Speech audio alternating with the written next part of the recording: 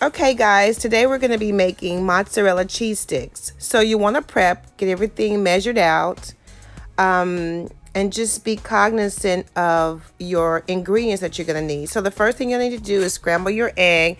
You can use 1 or 2 eggs. It just depends on how many you're making. Scramble the egg and mix it with your milk, and make sure you mix well. Cut your cheese either in half or you can cut them in 4s. Dip your cheese in your flour and then your egg wash, which is your milk and egg combination. And then you're going to roll them into the breadcrumbs. I usually go back to the egg wash.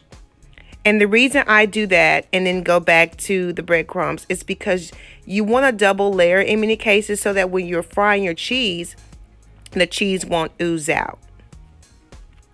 Your oil should be piping hot because it takes less than 30 seconds. You can prepare and fry them immediately, or you can just put some in the freezer and save them for later.